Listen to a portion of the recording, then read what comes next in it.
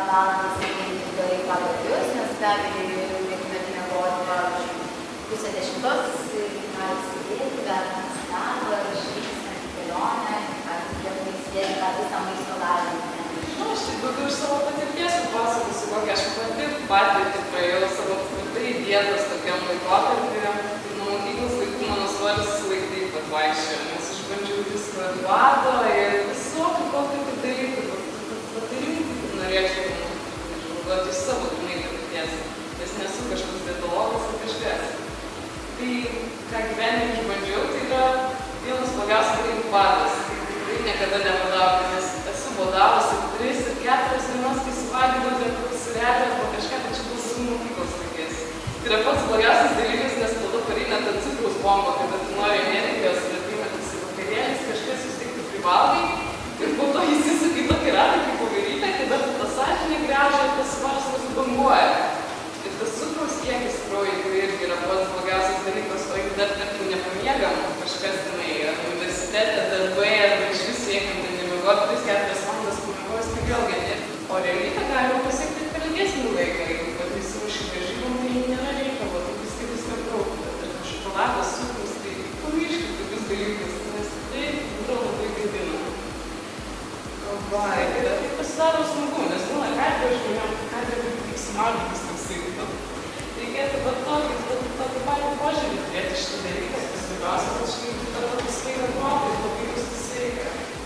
Žinau, ačiū už dėmesį dienos.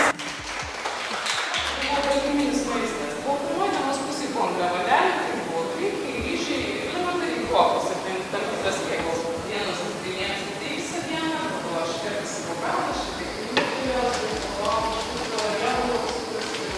Jeigu aš tada nesprašau, tai aš galiu treniruoti. Tai reikia 10 Porai savaitės valgyti dėl cholesterolio kiekio, kad neužkelti. Jo, čia priklauso, jeigu yra daug kažkas norės. Aš šitą varžybą modelį. Ne, tas nusirūdė. Varžybom irgi aš visą laiką svajojau sudalyvauti vidutinėm kategorijai ir manau sudalyvausiu arba rudenį kartu su Inga, arba kitą pavasarį. Aš tokią mintį, kol kas leidau savo atsipalaiduoti. Dar nebuvau salėj po varžybų.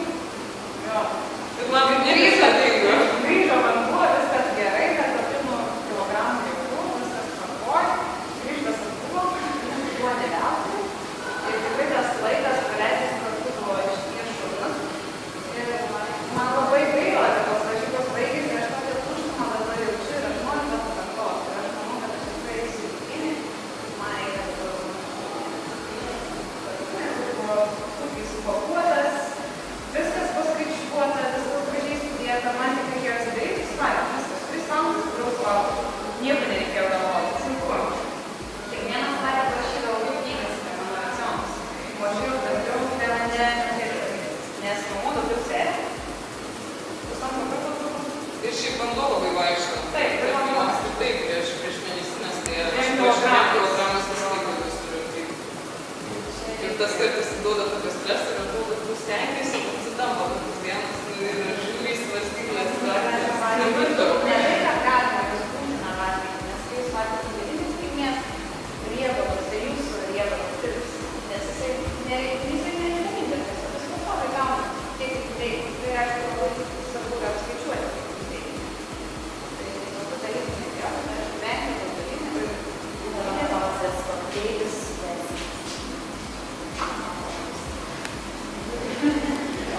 Jeigu mes nutreniruotės valgysim šitą šviežią,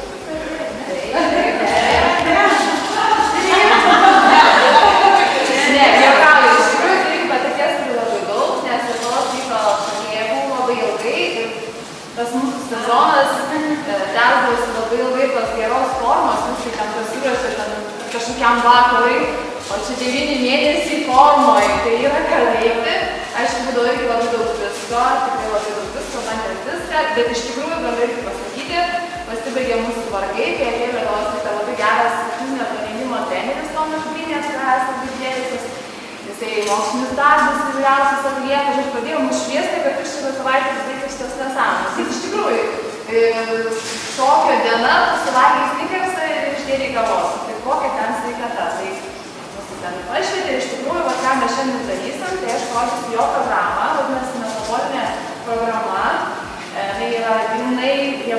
derinti, nes, kaip jūs žinot, kokios yra treniruotės įmanomos. Tai jėgos treniruotės, kuris atlieka tenai salėje, tai augini raumenį, automatiškai raumenį daugiau reikia ten kalorijų ir automatiškai reikia skretnėjai. Kita programa galėtų būti ta pati kardio, bet užima labai daug laiko, kadangi tikrai reikia geriausiai išlaikyti ir manualinį treniruotę, nes tai gali stebėti savo širdies susitraukimo dažnį, nes turi būti konkretu, valandą, pusantros, pušuoti, lengvu ritmeliu, ten kokie 140, bet irgi vyktų tas procesas, kur mes nurijautas, ne? Ir tada trečia, vadinkim, tai kai tu derini kartu kardio su jėga. Iš tikrųjų, mokslininkė paskaičiavo, kad yra didžiausias efektyvumas, kuomet darai tą kartu. Ir smagiausias, aišku, bei šita, kur aš ją taip susilbinau programą, tai tikrai kažkaip ką maksimaliai galima padaryti. Ta metabolinė programa, jinai treniruotė tikrai nėra ilga, ją galima iškęsti paprastam žmogui. Pagrindinė ta dalis trunka nuo 12-20 viso labo minučių, aišku, 5 minutės apšylė, 5 minutės pasitampai, žodžiu, pusvalandis iki 40 minučių. Tai viso labo ten yra 4 pratimai, juos aišku, galite treneris mano nuožiūrą keisti pagal sutikimumo pagal savo kompaniją. Tai aš jums paruošiu 4 pratimus, kodėl tik 4? Dėl to, kad yra labai sunku juos daryti, jeigu tu per kiekvieną kartą juos keisi, o čia jau silpna darosi, tai nebepadarysi techniškai teisingai. Dėl to tik tai 4 pratimai ir tam tikrų intervalų, juos kaiteli ir darai. Ypatingai svarbu technika, jeigu jau vieną nuimai, ai, čia kažką, viskas nebebus dar kartą. Turi kiekvieną daryti kaip paskutinį ir ant maksimalių savo apsukų. Bet yra per pakėlės, per pratimų, žodžiu, galima atsigauti. Tai čia apie tai, čia į temą, kaip tos riebalus degini, tai tikrai 100% realiai efektyviausia iš tokių, ką galima padaryti